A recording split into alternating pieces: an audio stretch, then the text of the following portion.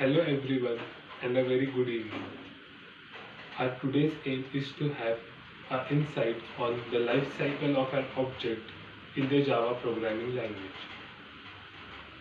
It consists of 7 important steps. These are as follows. First, creation of the .class file on the disk. As we know, the Java program runs on the JVM, which stands for Java Virtual Machine. This Java class, when compiled, is converted into the bytecode, which is machine and platform independent. The compiled classes are then stored as .class into the disk. Second, loading the .class file into the memory. On successful creation of the .class file with the help of the Java class loader, it is loaded into the memory. Third, looking for the initialized static members of the class. In this step, Java looks for the initialized static members of the class, such as the static methods, the static member, or the static block. It is also important to remember that the static members of a class does not only belong to the particular instance of the class, but are easily accessible for all other objects present in the class. Fourth is initializing the ways to initialize the class. There are two important ways on how we can initialize the class. First is with the help of the static methods and the static fields.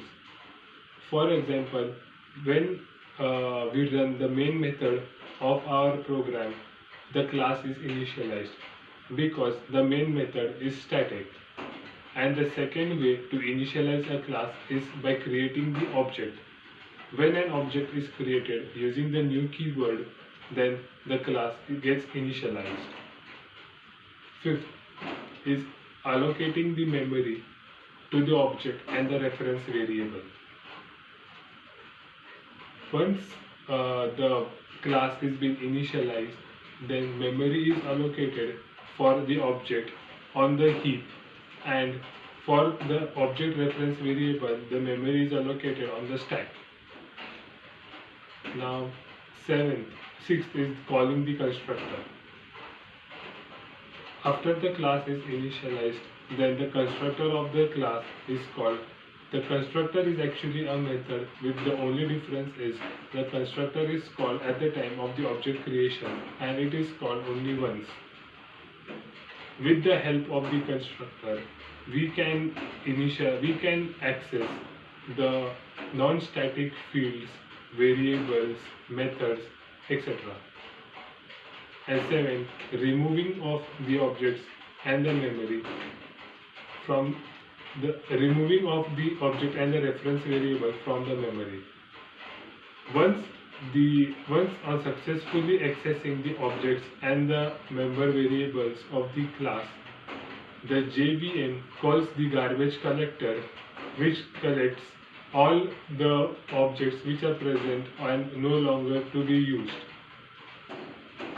Thus, an object is created, the object lives and it dies.